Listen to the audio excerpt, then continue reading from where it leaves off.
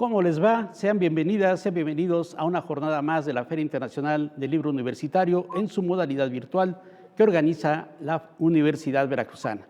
Nos da mucho gusto que estén con nosotros de nueva cuenta y de manera especial en esta sesión del quinto foro estudiantil multicultural que ha venido desarrollándose a partir de ayer, y hoy tendremos 2 mesas más con el cual concluye este foro que es organizado por la Dirección General de Relaciones Internacionales y por la Facultad de Derecho.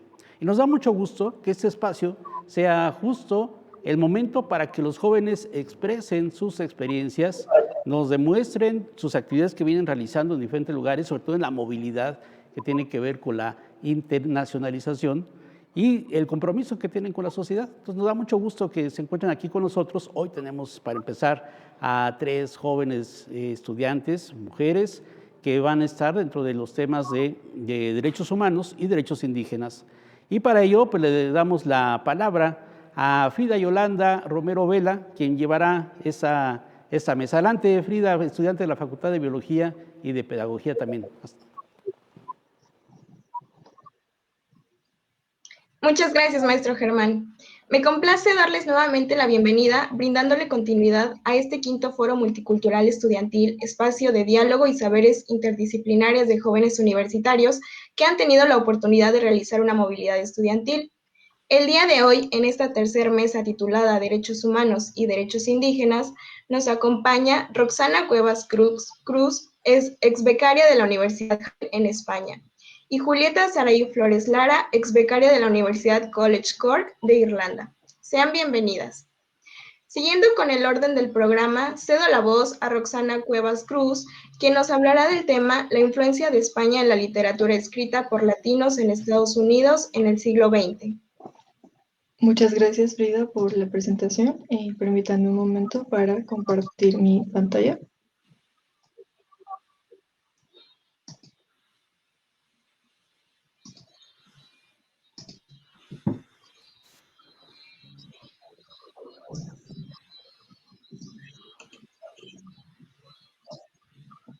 Ok, ¿pueden ver la diapositiva? Sí. Sí, se ve. Muy bien. Sí, se ve. Gracias.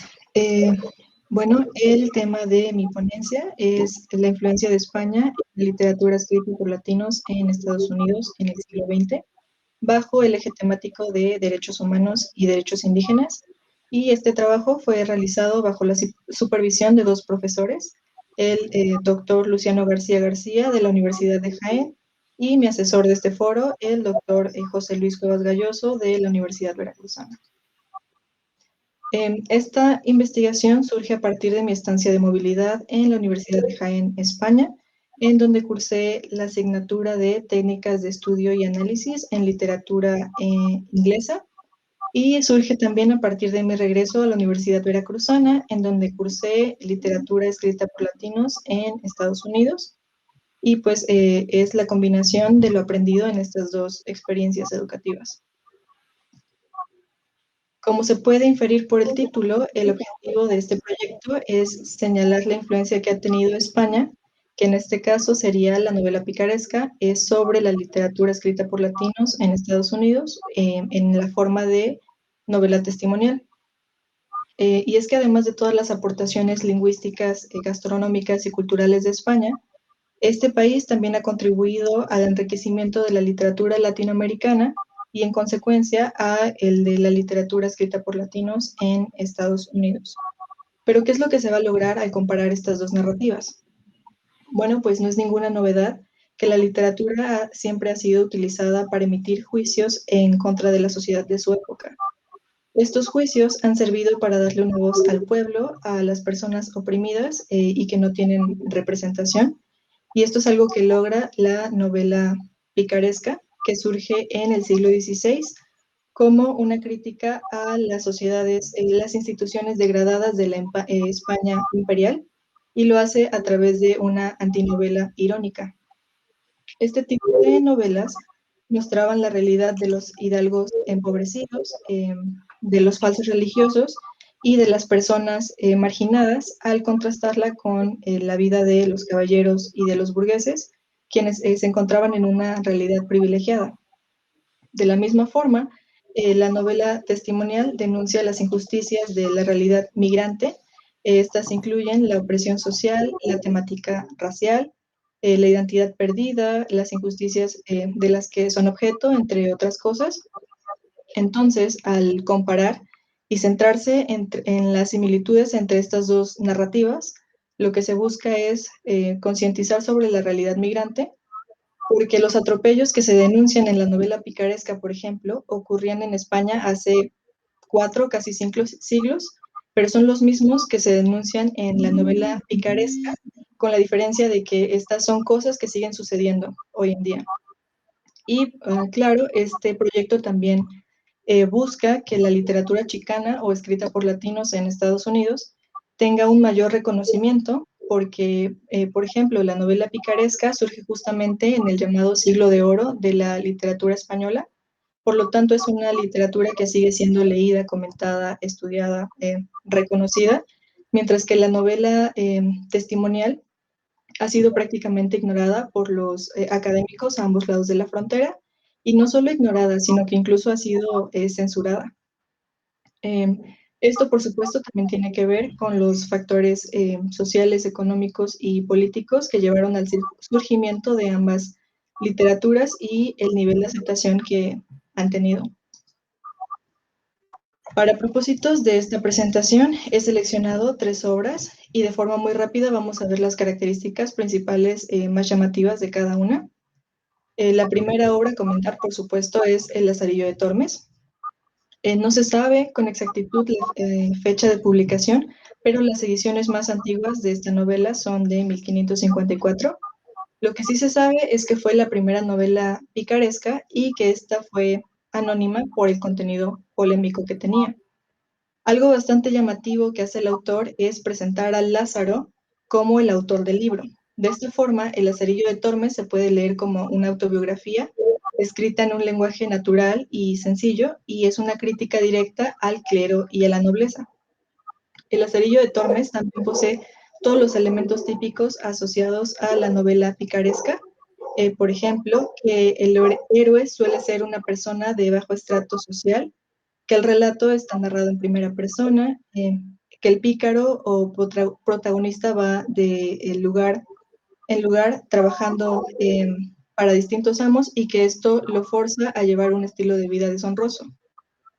También los sucesos que se narran no son sucesos fantásticos, son sucesos realistas que hablan de una realidad que el lector puede reconocer y que puede identificar como una realidad cercana y una realidad posible. La cita que se puede leer en esta diapositiva de alguna manera condensa el propósito de esta novela.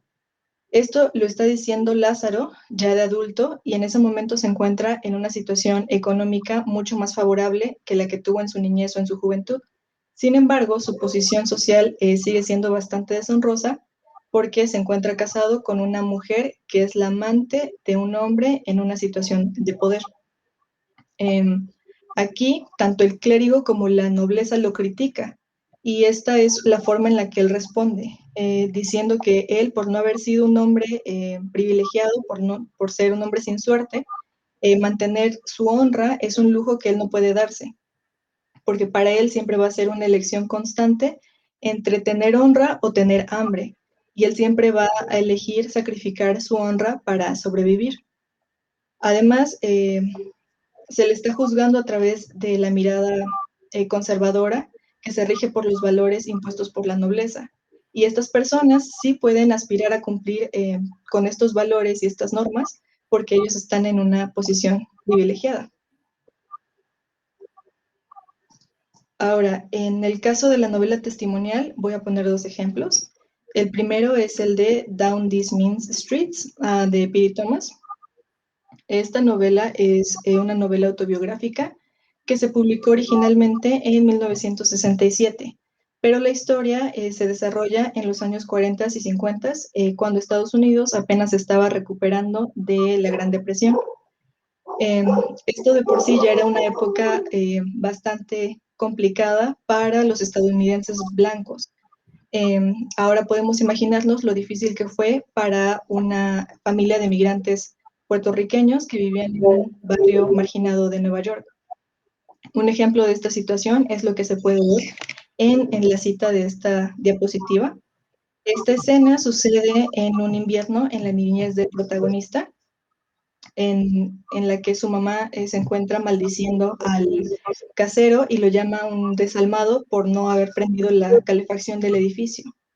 Y la única opción que tiene para poder calentar a sus hijos es utilizar un pequeño calefactor de vapor que está igual de congelado que ellos y pues por tanto no funciona. Entonces en su desesperación comienza a golpearlo con un martillo para hacerlo funcionar y esta idea tan loca, como lo dice aquí el autor, se replica en los demás inquilinos del edificio porque ninguno tiene los medios para afrontar un invierno tan crudo con una calefacción funcional y la otra alternativa que tienen es no hacer nada, ¿no? Y bueno, en esta novela, aunque se sigue la vida del pícaro, que en este caso sería Piri Thomas, desde el principio se habla de una identidad colectiva, como una identidad colectiva como migrantes puertorriqueños o latinos en general y como persona de color en Estados Unidos. El segundo ejemplo de novela testimonial es Peregrinos de Aztlán, de Miguel Méndez. Si bien esta novela no es una autobiografía como el ejemplo anterior, todavía cumple con el aspecto testimonial, porque todos los actos que se denuncian aquí están basados en hechos reales, y estos hechos reales fueron recopilados por el autor a través de entrevistas a obreros, prostitutas, vendedores ambulantes y migrantes. Los personajes se están basando en estas personas que compartieron los aspectos sociales y personales que los llevaron a esta vida de marginación en el contexto fronterizo. Ahora, en esta cita, la persona que habla es una prostituta a quien se llevaron de su pueblo en México con la promesa de una vida mejor y terminaron explotándola sexualmente por muchísimos años. Esta historia y muchas otras que se encuentran en esta novela contrastan a la perfección lo que puede ser el famoso sueño americano para un migrante anglosajón, por ejemplo, y la realidad de ese sueño para un migrante mexicano o latinoamericano. Ahora, la comparativa entre la novela picaresca y la novela testimonial. Los personajes de todas estas novelas son pícaros. Esto significa que tienen un origen en un rango social muy bajo, que son nacidos en una familia marginal o una familia de delincuentes y que llevan una vida deshonrosa en la constante búsqueda de una mejoría en su condición social. Por lo tanto, son personas astutas y que tienen un conocimiento muy práctico de la vida. Por tanto, se les asocia con prácticas como el engaño y la estafa. Pero es algo que se deja muy en claro, es que la causa de esta situación es que son las adversidades de la vida y las trabas que les son impuestas por la sociedad, que son estas circunstancias los que los han obligado a forjarse ese carácter cínico y es por eso que se han convertido en ladrones o en personas que se mueven dentro del mundo de la delincuencia o que se mantienen al margen de la sociedad porque su situación social o material nunca mejora y cuando lo hace, esa mejoría es únicamente temporal. Otra similitud es la estructura de falsa autobiografía, en la que el pícaro tiene una doble función, tanto de narrador como de actor en la historia. Y esto lo hace con el propósito de moralizar al lector. Piri Thomas, por ejemplo, no solo imita la estructura autobiográfica de la novela picaresca, sino que en realidad se trata de una autobiografía que el autor escribe desde la cárcel, en donde narra todos los sucesos que lo condujeron hasta ese punto en su vida y obviamente hace una crítica a la sociedad durante todo ese proceso. En el caso de Miguel Méndez, su papel como autor tiene un carácter antropológico al haber recopilado todas estas historias para construir la realidad social de estos grupos marginales. Otro punto a destacar es el uso del lenguaje. Se usa un lenguaje coloquial, vernáculo, fácil de entender y con el cual es fácil identificarse. Por lo tanto, no es una lectura pesada, aunque sí tiene un grado de dificultad, y esto es por el uso de coloquialismos, slang y palabras mal escritas a propósito para reflejar el estrato social bajo de los protagonistas. Ahora, desde mi punto de vista, la similitud más importante es el determinismo.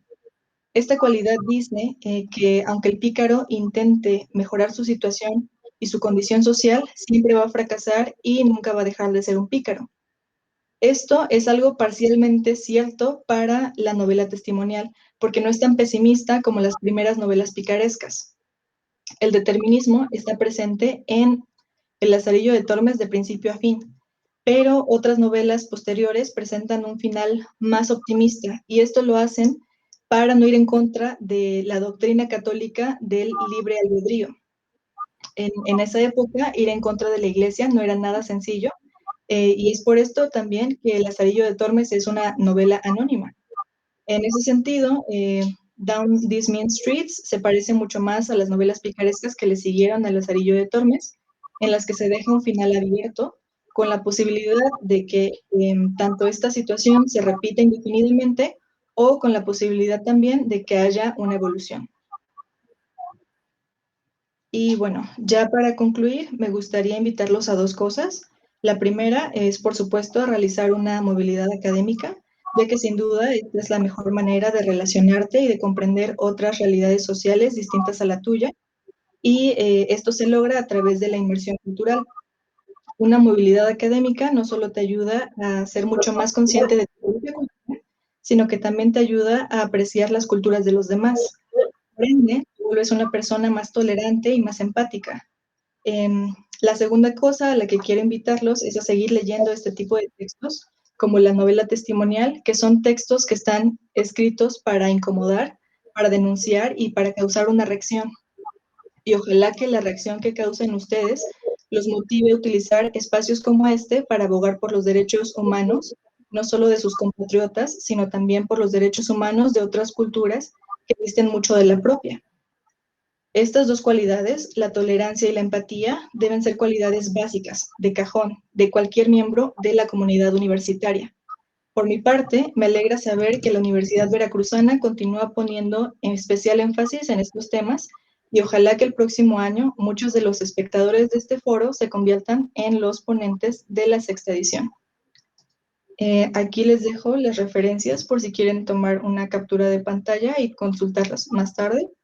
Y bueno, por mi parte, eso sería todo. Muchas gracias por su atención. Muchas gracias, Roxana, por tu participación tan interesante acerca de esta comparativa entre los distintos tipos de novela, en donde se observa que las contribuciones a la literatura escrita no solo se limitan al estilo o a los recursos literarios, sino a la caracterización de los personajes a través de la búsqueda de identidad.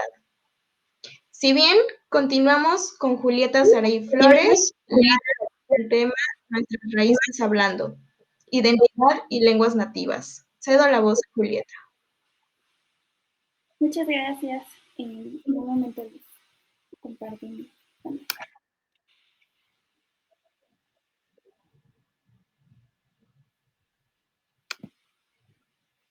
¿Se ve bien? Sí, ya se observa bien. Muchísimas gracias. Pues bien, mi trabajo se titula Nuestras raíces hablando, identidad y lenguas nativas. Mi nombre, como ya lo mencionaron, es Julieta Flores. En este trabajo, las personas que me ayudaron a realizarle fue el psicólogo Héctor Cruz González de la Facultad de Psicología y la maestra Julia Wayne. Este trabajo es parte de la Mesa de Derechos Humanos y Derechos Indígenas.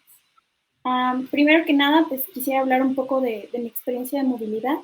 Yo la realicé en Irlanda, específicamente en la segunda ciudad más importante de Irlanda, que es Cork, y en la universidad justamente de este lugar, la Universidad de Cork.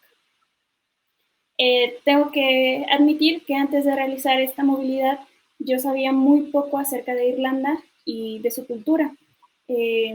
Sabía que existía Irlanda y unas cuantas cosas al respecto, pero no me imaginaba pues, conocer más acerca de su cultura.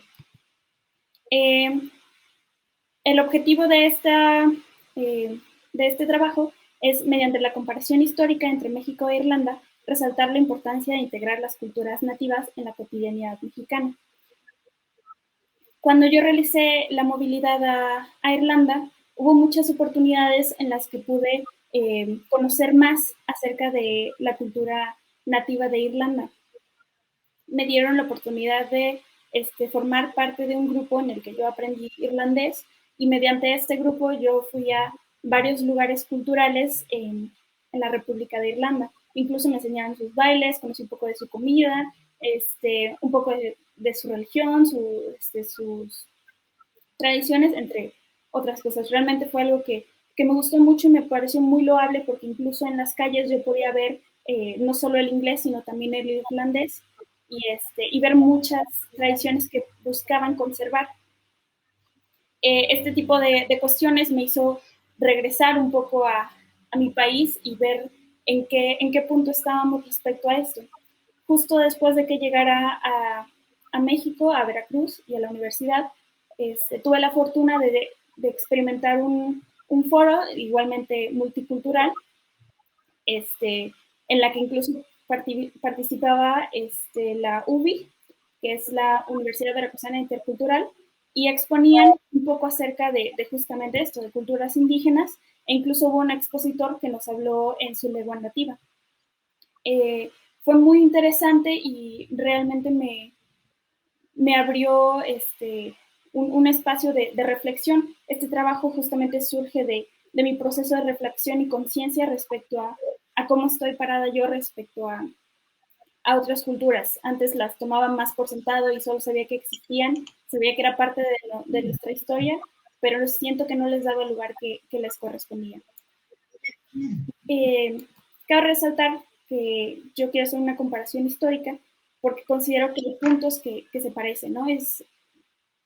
Tengo la noción de que hay muchas historias que son iguales o muy parecidas de diferentes países, pero por mi experiencia pues traigo la historia un poco de Irlanda y México. Respecto a la historia de Irlanda, esto es un poco de lo que aprendí allá y de lo que busqué ya por mi parte.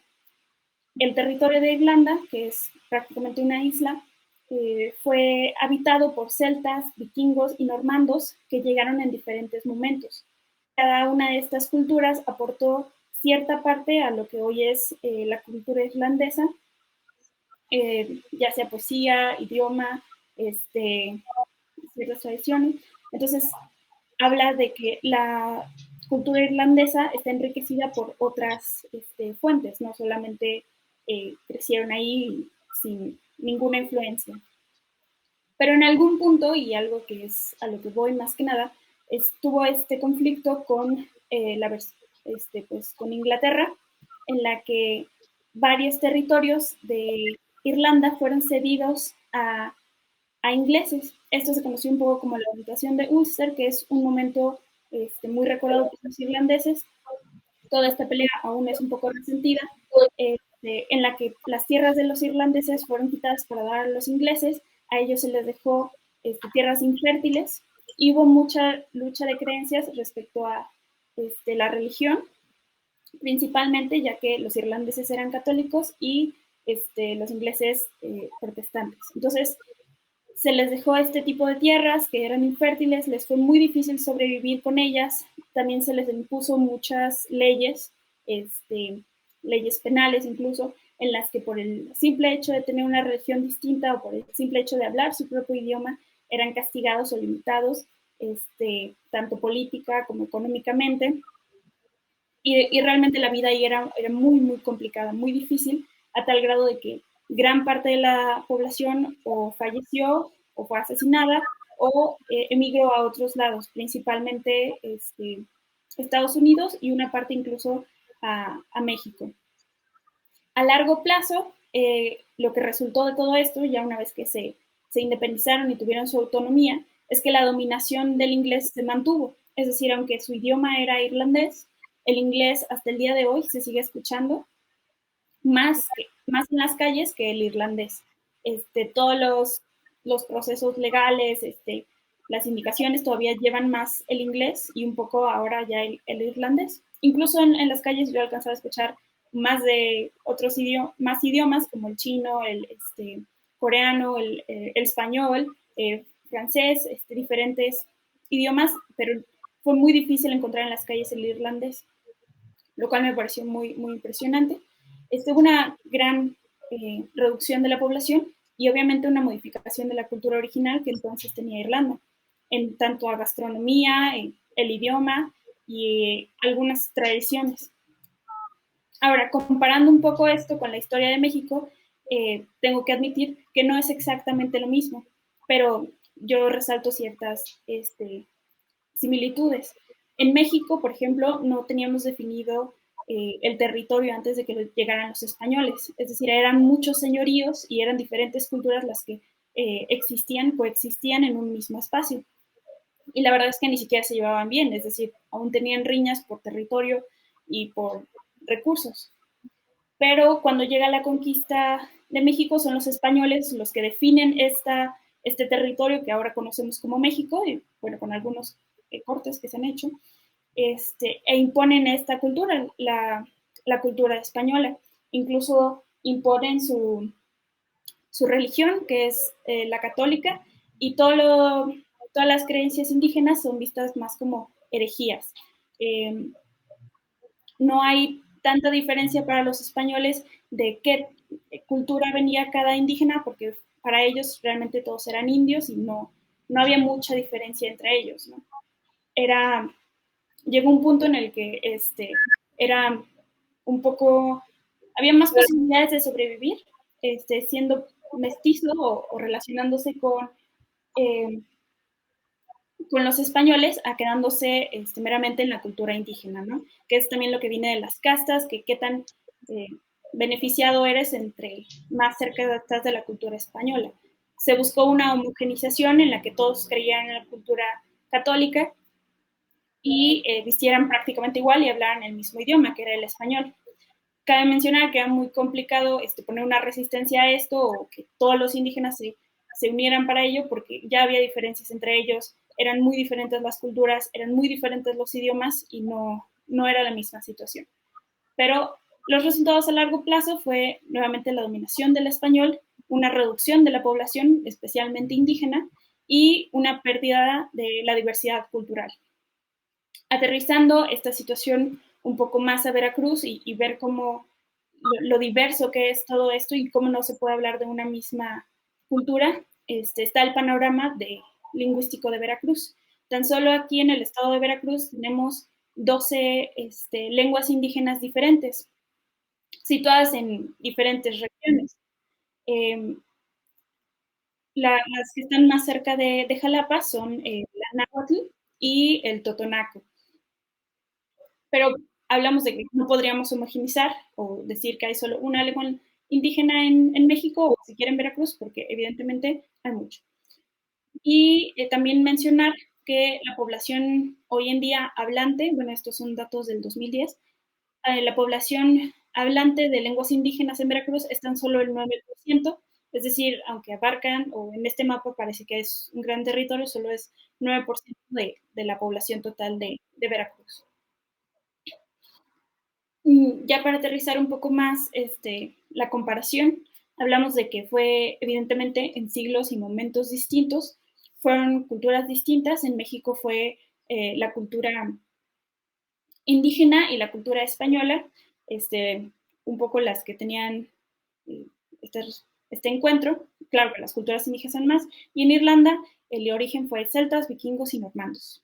En lo que yo considero que hay una similitud es en esta sustitución lingüística en la que se quedó la lengua o bueno, el idioma de los colonizadores o conquistadores. Hubo una discriminación de creencias y la limitación y restricción de expresión cultural de los nativos. Una dominación cultural en la que nuevamente se impuso esta cultura del colonizador o conquistador, pero esto aparte de, pues sí, en su momento fue algo muy triste y lamentable, lo veo hoy en día como una posibilidad de enriquecimiento. Otra importante diferencia, y esto es algo que resalto, que puede resultar algo difícil la comparación, porque en México tenemos diferentes idiomas que resaltan, que son el náhuatl, el totonaca, el tenec, el otomí, y son todas estas contra el español. En cambio, en Irlanda hablamos de que es simplemente el inglés y el irlandés. En Irlanda se realizaron varios métodos para apoyar la restauración de su cultura, de la cultura nativa, es decir, en las escuelas se enseña irlandés, me parece que hasta la secundaria se les obliga, es como es requisito llevar clases de irlandés, está el irlandés en todos los señalamientos y hay muchos espacios en los que se puede hablar este idioma, ¿no? Aún es muy difícil el que se logre, pero hay muchos espacios y pues realmente es algo que me parece muy loable. En el caso de México, probablemente no podríamos hacer lo mismo por esta situación en la que son diferentes lenguas e idiomas que surgen, ¿no? No podríamos decir, pues todos van a llevar náhuatl o todos van a llevar totonaca porque hay más, sino sería algo como una cuestión más regional, porque como se vio en el mapa anterior, coinciden con diferentes partes. A todo esto, lo que yo busco más que nada es una oportunidad de enriquecimiento. Como sabemos, la cultura está en una constante evolución, es decir, hoy en día nuestra cultura mexicana está hasta cierto punto impregnada de otras cosas de Estados Unidos, incluso de otros países, porque literalmente tenemos acceso a todas las culturas del mundo, pero esto también lo veo como una oportunidad de que integremos también nuevamente las culturas indígenas. Siento que es un poco necesaria esta asimilación y reconocimiento de las partes que nos conforman, tanto la indígena como la española. No somos totalmente indígenas, no tendríamos por qué aspirar a ser indígenas o españoles, no somos realmente ninguna de los dos, somos la combinación de ellos, somos finalmente mestizos, pero eso no es algo malo, sino podemos sacar lo mejor de ambas partes. También, obviamente, sería muy, no sé, beneficioso, sería un gran beneficio promocionar las culturas que nos rodean, no solo como las culturas que conocemos en la historia, de las historias antiguas, de los mayas, los mecas y todo eso que fue hace mucho tiempo, sino saber que realmente siguen existiendo y aún se mantienen vivas en el territorio. Siento que conocemos más acerca de la historia antigua que la actual, ¿no? Entonces, un poco más de promoción regional al respecto y pues una mayor integración de los idiomas indígenas. A todo esto y a esta reflexión, no busco como decir que nosotros tengamos que salvar o rescatar las culturas indígenas. Considero que estas culturas son lo suficientemente fuertes y autosuficientes para defenderse y mantenerse. Más bien lo que busco con esto es crear un espacio para que puedan hablar, para voltear a ver a estas culturas, darles más oportunidad de hablar y que sea para ellos más fácil contar su situación. Hay muchos espacios y muchos, incluso redes sociales, instituciones que se dedican a ellos, pero sin el interés de la población, esto es muy complicado que salgan adelante. Es necesario que nosotros como sociedad volteemos y demos ese espacio, no simplemente que instituciones se haga o en la Constitución se dedique espacio para ellos. Es parte de que pongamos de nuestra parte. Claro que me gustaría más oportunidades para que se visualicen, pero ¿de qué sirve si no queremos verlos?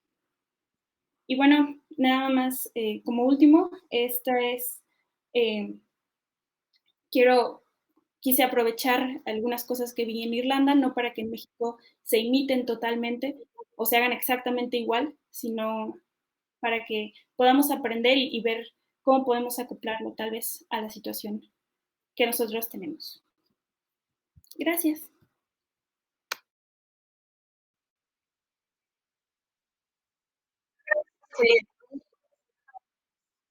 Acerca de la integración de nuestras raíces en la actualidad, ya que se ha perdido una gran parte de ella a lo largo del tiempo en donde hemos adoptado costumbres de otras culturas, dejando de lado la nuestra.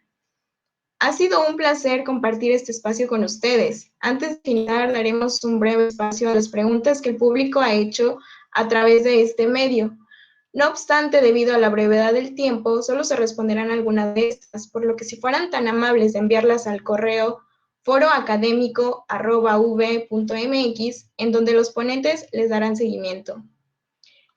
Las primeras preguntas son para Roxana Cuevas. Irene Mesa, perdón. Jocelyn López Nieto pregunta, ¿dónde radica la importancia de este tipo de literatura? Asimismo, ¿qué trata de explicar una novela picaresca? También menciona José Juan Marín García, ¿qué dificultad cree que tendría comprender este tipo de literatura? Y si consideras que el lenguaje de este tipo de literatura podría alejar a las audiencias más jóvenes.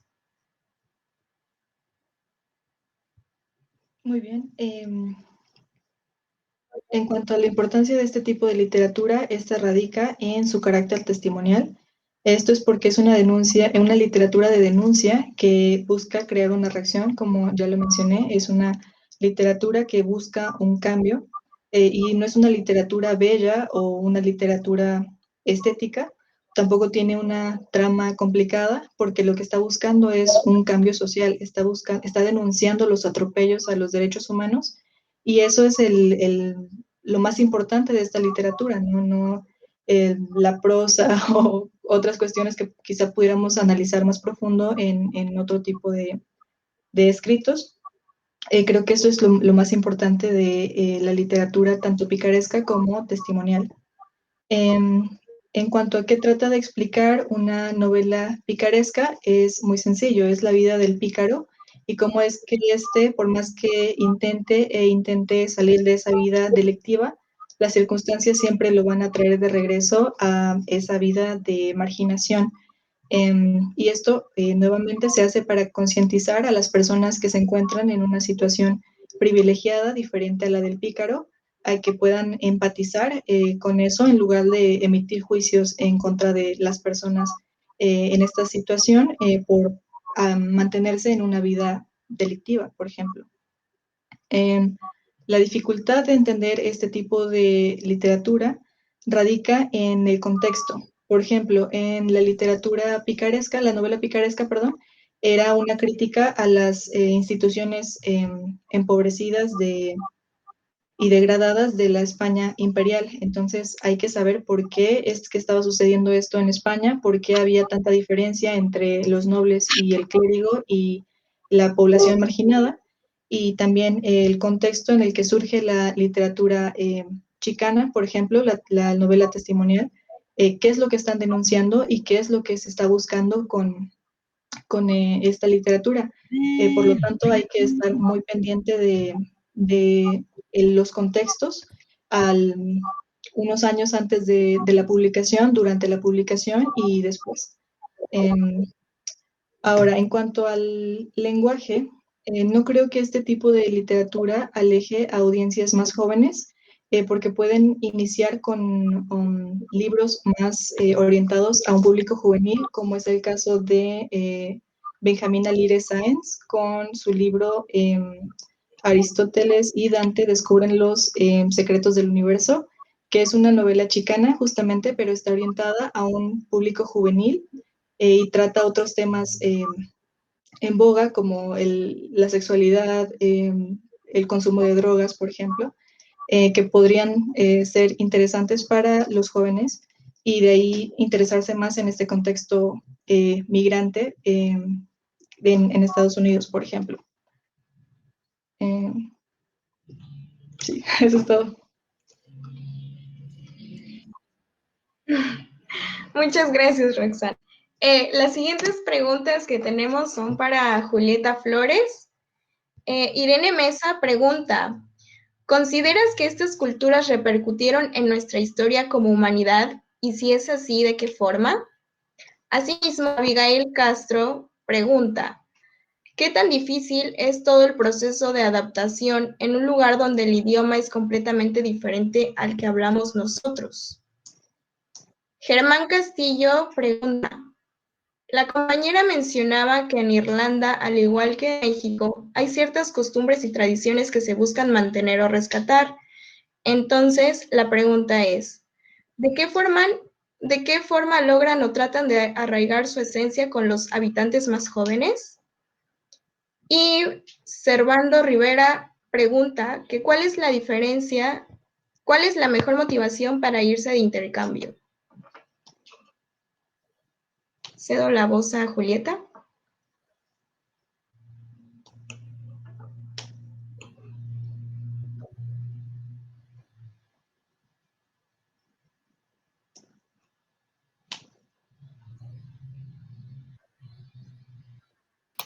Ya, perdón. Parece que... Ya lo sé. Em, Siento que respondiendo a estas preguntas, especialmente en la motivación para irse en movilidad, siento que la mejor motivación es salir de esa zona de confort y justamente es cuando te enfrentas a un, un entorno al que no estás acostumbrado y justamente tiene otro idioma, otra cultura, otras tradiciones. Eh, es enriquecerte a ti mismo y mostrarte de lo que eres capaz, porque puede que al inicio, cuando estás en el proceso de decidir si vas a hacer la movilidad o no, tienes muchas dudas respecto a si podrás o no podrás hacerlo, si realmente es una buena decisión incluso, pero una vez que sucede todo el proceso, vas, llegas, sales adelante, regresas, te sientes como una persona muy enriquecida y satisfecha, siento yo, de haber logrado ese viaje. Fue algo complicado acostumbrarse, porque incluso llegó un punto en el que estaba aprendiendo irlandés desde el inglés. Entonces, si bien creo que domino bien el inglés, utilizarlo para aprender otro idioma fue algo complicado, pero fue muy interesante porque me ayudó a acercarme más a él e incluso encontré que hay palabras más parecidas entre el español y el irlandés que en inglés y el español. Entonces fue muy interesante en la cultura y la forma en la que atraen justamente a jóvenes en esa forma, ¿no? El que los irlandeses ofrecen su cultura o su cultura nativa a otras personas. En cuanto llegan, hay bailes que son promocionados justamente por los mismos estudiantes de la universidad y ellos mismos te invitan a bailar, a conocer nuevos lugares. En Irlanda abundan los bares, pero puedes ver un poco de cultura irlandesa en esos lugares. Entonces es muy interesante y me parece que el arraigar esa cultura irlandesa allá les cueste eh, a los jóvenes. Es decir, es muy fácil para un joven interesarse por la música irlandesa, el idioma, el baile incluso, y que se le dé todas las herramientas para que lo haga. Siento que esa facilidad es la que más ayuda a que los jóvenes se interesen en ello. Y también respondiendo a la primera, cómo repercutieron estas culturas, siento que al menos en México, todas las culturas indígenas han marcado totalmente a la cultura mexicana. Desde, obviamente sabemos símbolos muy representativos como el calendario azteca y todo lo siento, pero sobre todo siento que en los pequeños detalles, como por ejemplo, no es tan como de, la humanidad cambió tanto, sino más que nada nuestra vida, en la forma en que incluso nuestras abuelas o nuestra familia nos da ciertos medicamentos de hierbas o cosas así, que son pequeños detalles y que estamos muy acostumbrados a ellos. Siento que eso ya es un gran cambio en, en nuestra cotidianidad y en la humanidad, porque sabes que existe esa parte. La comida siento que ha sido una gran parte en la que influyen estas culturas y quisiera igual que la manera en que estas culturas veían la naturaleza regrese y se mantenga hoy en día en nuestra cotidianidad. Claro que para no perder estas culturas sería ideal que los jóvenes se interesaran más en ello y se les diera todas las herramientas para interesarse y así conservarlas más que nada.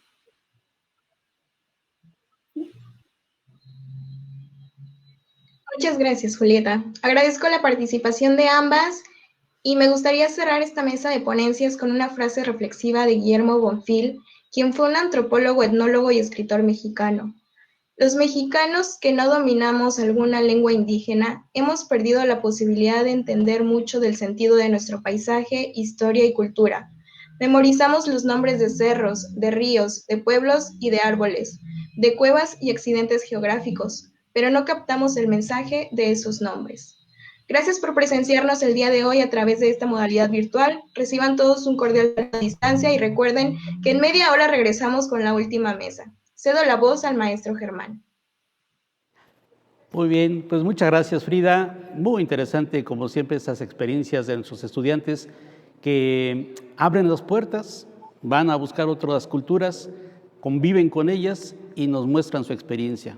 Muy bien, tanto para Roxana como para Julieta, gracias por su participación esta tarde en este foro, en este quinto foro estudiantil multicultural. Por nuestra parte, esto es todo. Los invitamos a que continúen con las actividades de la Filu Virtual. Recuerden que estamos en Facebook Live, en Filu Virtual, y también queda para YouTube en Filu Virtual. Y pueden ver también nuestra plataforma a través de filu.v.mx, donde van a encontrar una buena cantidad de libros universitarios donde ustedes podrán adquirirlos. Bueno, pues bien, muchas gracias. Estaremos aquí en otro momento, en otra actividad de la Filu Virtual. Gracias.